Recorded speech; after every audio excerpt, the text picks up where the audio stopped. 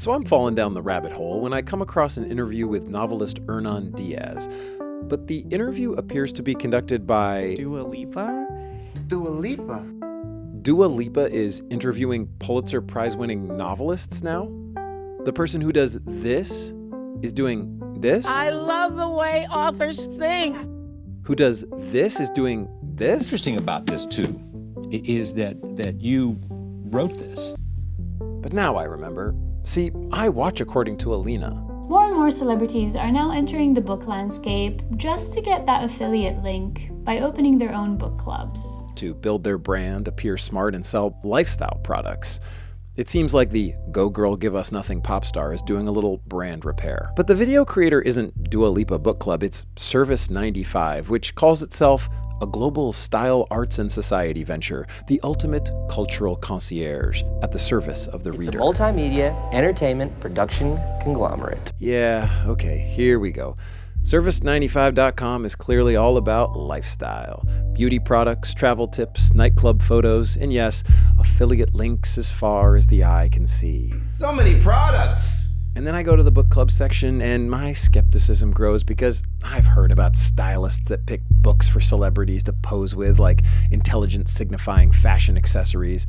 It's obvious Dua Lipa is building her cultural capital while laying the foundation for an affiliate link goop empire. So many SKUs! And I just know the interview is gonna sound like... I love to read. I think it helps my brain. And then I hit play, and it's... I feel that's a really important question. Good. Man, you're asking all these amazing questions that are keeping me on my toes. Really good. Can I take a moment to thank you for this question? I have been on the road for a couple of years now, and I feel that I've heard every possible question in any possible incarnation, and this is so new and fresh and clever. She seems genuinely interested in the conversation. She asks really good questions. She sets Hernan Diaz completely at ease, and she doesn't ask him stupid questions about his pen like everyone else. You still write with a pen. Is it a really good pen? Are you a little snobby about your pens? You write with a fountain pen? Over the years, have you continually upgraded what kind of pen you're writing with? That's the same pen? Haven't lost the pen. You haven't lost the pen! Do you always then have to wear a sport? If you're not wearing a sports coat, where do you keep the pen? In your pocket? The book is great. I didn't know anything about the pen. Now I'm gonna ask you off camera what this pen runs me. She asks about his work. She connects it to the world. And not only has she clearly read the book closely. Thank you for noticing that scene, because I think it's 6 lines long. She's done historical research. When I was researching for this conversation, I came across Ida Tarbell, who was a pioneering investigative journalist whose expose of Rockefeller and his Standard Oil company, led to the breakup of the Standard Oil Trust in 1911. And then I was wondering, oh, is your Ida a nod to this Ida, or is it just purely coincidence? No. Yeah. I had no. You're putting me to shame here, and I love it. Oh my God, I'm taking notes. And it isn't just Hernan Diaz. Dua interviews and wows George Saunders. There's a parallel story running alongside this tale of personal grief, and that's the nation's grief. Chimamanda Ngozi Adichie. Characters intentionally mirror loss of hope in a newly independent Nigeria. That's actually I think that's a really lovely way of putting it. Tomasz Jedrowski. I read that you moved to Warsaw to write this book. What kind of city greeted you? How has that city changed? Man, I wish I could say Warsaw like that. Warsaw. Oh my God, that's so beautiful to say. Oh my God. Dua Lipa shows time and again that not only has she read the book, she's read it in the way that we want people to read books. Not as mindless entertainment, not as books we conquer so that we can feel accomplished, but as stories that entertain us as they open us to the beauty and humor and tragedy of the world. So Dua Lipa is better at this than I thought, but now I'm curious. I want to know how good she is, not compared to my low expectations of pop stars, but compared to the best interviewers. We need to send Dua Lipa on a Mortal Kombat-like journey through the literary landscape, pitting her against the greats. We need to find out who is our best interviewer of novelists. Couple of ground rules. 1, we're not sending her back in time. Current interviewers only. 2, Sean Evans can get all the compliments he wants. You're like a really well-researched and great interview. The greatest questions I've ever been asked. Seriously. Since he doesn't interview authors, he's not in the competition. This will be very, very scientific, so buckle up. Round 1, late night hosts. Jimmy Fallon has a book club. That's cool. Because I haven't read any of these. It picks 2 books per year, and then he uses the platform to promote his own book. My favorite Target. This is the special Target edition right here. Not cool. Also, Jimmy, come on, buddy. You and your producers need to understand that not all authors know how to work a crowd. I don't blame Gabrielle Zevin for looking at Jimmy during the interview. She didn't know her hair would block the camera. Don't they have producers on this show? Colbert is way better, and Seth Meyers actually features authors with some regularity. I really appreciate that. But as we saw with the Penn episode, these late-night hosts feel this pressure to keep the conversation light and lively. If they ask a probing question, they might end up with dead airtime, so we don't get the depth we get with Dua Lipa. Round 1 goes to Dua Lipa. Round 2, 60 Minutes and Friends. These are the approachable but serious news shows with produced interview segments. Under heavy narration, we get to glimpse the writing life of the author. Hernan Diaz writes longhand. And while it's cool to see Hernan Diaz's notebooks, we don't get the enjoyment of a long, natural conversation, which we get with Dua Lipa's interviews. And that's why she wins round 2. Round 3, podcasts. Here we finally get long, natural conversations. We have some corporate names here, but even a small podcaster can sometimes land an interview with a big literary name. You might think, wow, it's so cool that this small YouTuber got to interview Ottessa Moshfegh and Jonathan Franzen. And apparently, Jonathan Franzen feels the same way. There is no conceivable professional advantage for me in talking to you. What do we want in a podcast interview? We want great questions, probing enough to get smart answers, but not so esoteric that the author struggles to answer them. Beyond that, I think we want chemistry. We want to feel like we're part of a lively and exciting conversation.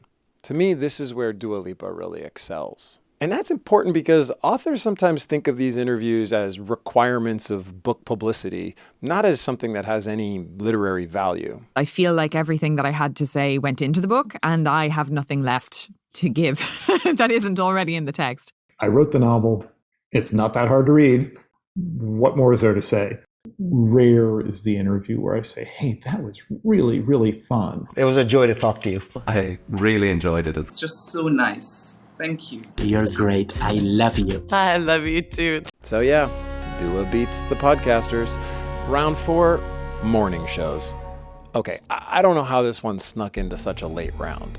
Here you'll find authors on a set that looks like off-brand Star Trek, or else surrounded by their book cover, or on a couch with the daughter of an adorable painter/war criminal, while, and this is real, the members of an actual book club sit in a lineup 20 feet away for reasons that are never explained.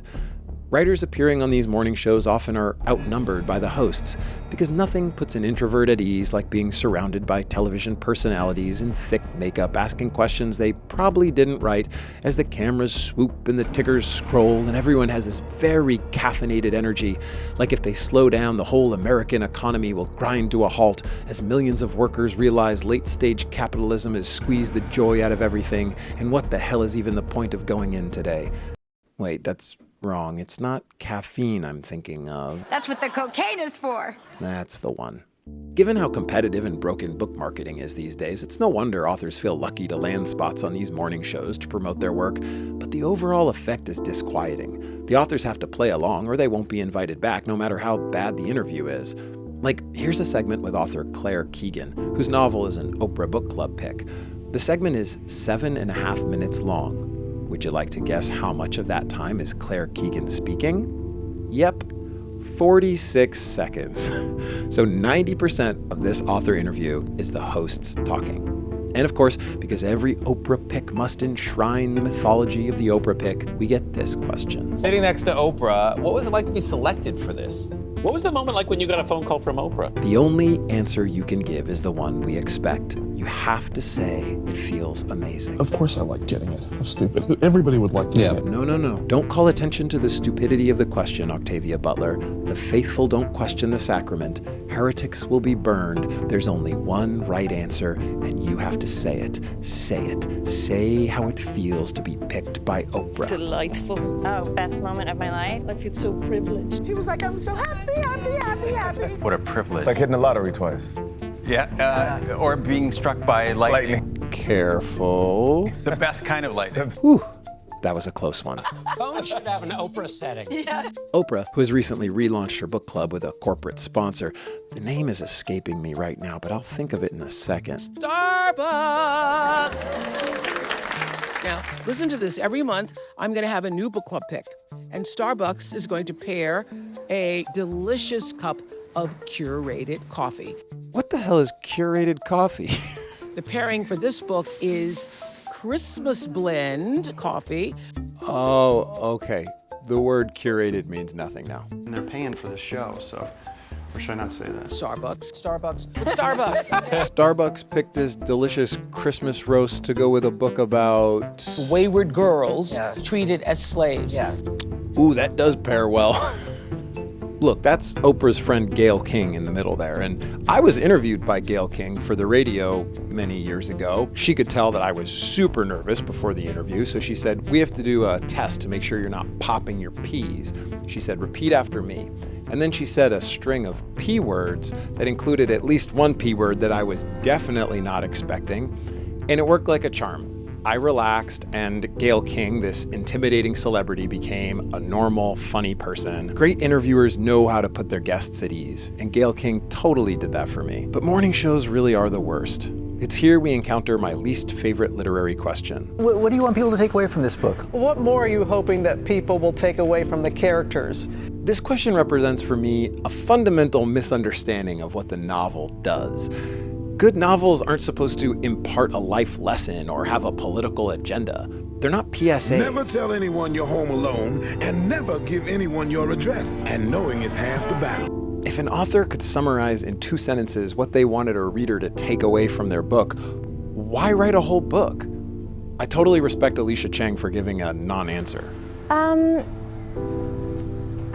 I want people to take away whatever they're coming to and looking for. Look, I almost get a panic attack watching these interviews. So yeah, Dua Lipa beats the morning shows. Okay, final round. Bookshops and cultural institutions. Now it gets interesting. Dua has reached the boss battle. Here we find authors in their natural habitat. Take Louise Erdrich. On the Today Show, she comes across as a sweet grandma. Put her on stage at Minnesota Public Radio and we get this. I think I always wanted to have more of a rock star vibe where people thought I was like kind of hateful. It can be wonderful to hear authors interview each other, especially if they have great chemistry. If anyone has a tampon manual that they want to put on the top of this stack, I invite you to come up here and do that. But sometimes they're kind of awkward. Thanks for coming. Are those some boots or what? My goodness. I admire your boots. Oh, thank you. Yeah. And here we bump into one of my pet peeves, which is smart people saying the phrase sort of all the time. Where everything is sort of bound together. Sort of planted for yourself. A sort of perfect storm of sort of looking at your stuff. It's sort of laden with epiphanies or sort of shock. Maybe they're using it as an unconscious filler word the way the rest of us say like, but my hunch is that they think it makes them sound smart, that it hints at the ultimate unknowability of all things. And Dua Lipa doesn't say sort of. Look, this is a close one. Some of these bookshop interviews are going to be amazing, but they're really inconsistent. So for reliability, I'm giving the edge to Dua Lipa. Holy smokes. Dua Lipa is our greatest interviewer of novelists. I'm shocked. Are you shocked? Why are we shocked? Did we doubt her because of sexism? I've kept on reading these pieces about me saying, well, she can't be good because look at her. And then I thought about it and I thought, what does that actually mean? It must mean that in England, the idea of female beauty or attraction is antithetical to the idea of intellect. So the point is, why would you bother being smart if you can be pretty? That was the argument. Like, she can't be smart because if you're pretty, then that's what you get what you need as a woman. Why would you bother doing anything else?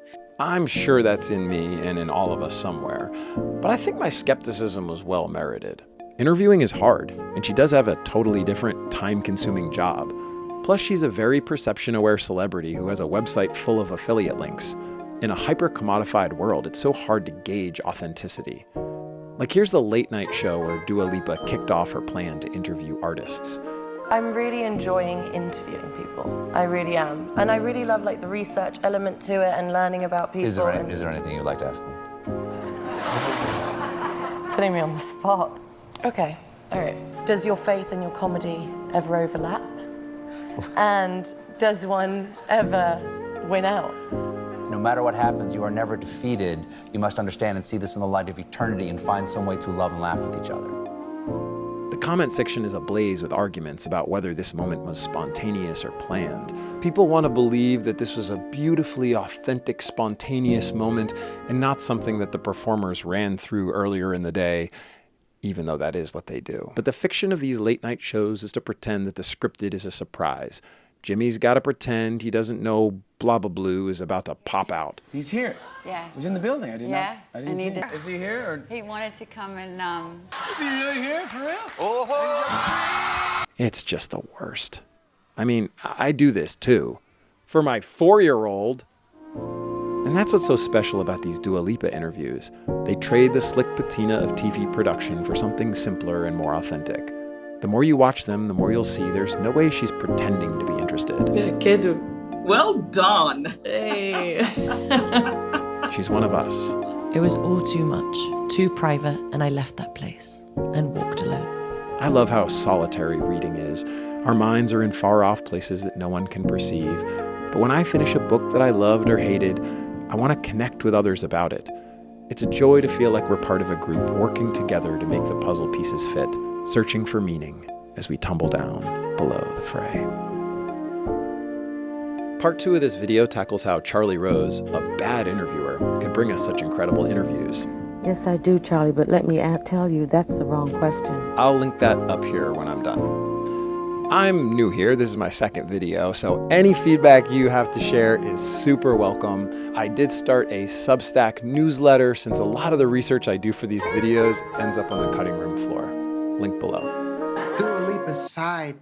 Walk a fucking mile in my shoes.